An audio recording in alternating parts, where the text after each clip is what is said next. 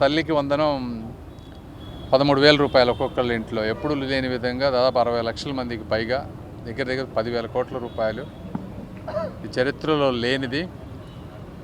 నా వ్యక్తిగత అభిప్రాయం ఏంటంటే తల్లికి వందనం నిన్న ఏదైతే జరిగిందో అది వైసీపీకి మరణ శాసనం.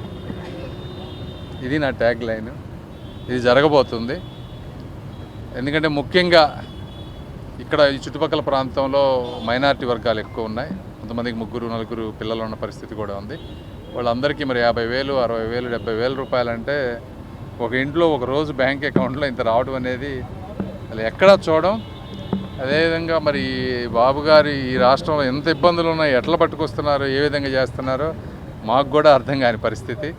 ఏదైనప్పటికీ తెలుగు ప్రజలు ముఖ్యంగా పేదవారు అందరూ కూడా శ్రీ నారా చంద్రబాబు నాయుడు గారికి అదేవిధంగా నారా లోకేష్ గారికి రుణపడి ఉంటారని నేను అనుకుంటున్నాను. సార్, రాష్ట్రంలో ఇంత మీరు అంబటి రాంబాబు అనే మాజీ మంత్రి వయసు ఆయన గురించి నేనేం మాట్లాడతానులే కానీ గురించి మాట్లాడి నేను అది కాదు, ఒకటే గుర్తుపెట్టుకోండి. మీరు ఏదైనా సరే ఇష్యూ మీద రండి. ఎవరైనా సరే డబ్బులు అనేది నేను కష్టపడి సంపాదించుకున్నాను, అందులో దాపరేకం ఏముంది, ఎలక్షన్ ముందు ప్రజెంట్ చేశారు, దానికి దీనికి సంబంధం ఏముంది, ప్రజాసేవకి అవి ఉన్నాయి కాబట్టి ఈరోజు రూపాయి కూడా అవినీతి చేయకుండా ప్రజలకి నిస్వార్థంగా ఈరోజు సేవ చేయగలుగుతున్నాం, ఎంత ఖర్చులు ఉన్నా కూడా. నేను అడిగి మీరు ఇష్యూ మీద రండి.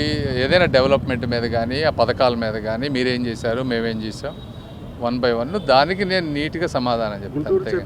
ఎన్నడూ లేని విధంగా పెమ్మసాని గారు వచ్చిన తర్వాత అభివృద్ధి అనే దానికి నూతన బాట వేశారు. నేనే కాదు, అందరూ ఉన్నాం, మా ఎమ్మెల్యేలు అందరూ డైనమిక్. నజీర్ ఉన్నాడు, యంగ్ డైనమిక్, తిరుగుతున్నాడు ప్రజల్లో బాగా. నిన్న కూడా రైల్వే వాళ్ళ దగ్గరికి వెళ్ళాం. ఒక 8 కోట్ల రూపాయలు ఒక డ్రైనేజ్ ఎప్పటి నుంచో పెండింగ్ ఉంది, దాన్ని తీసుకొని వచ్చాడు, అది సాల్వ్ చేసాం. రైల్వే వాళ్ళు కడతా అన్నారు.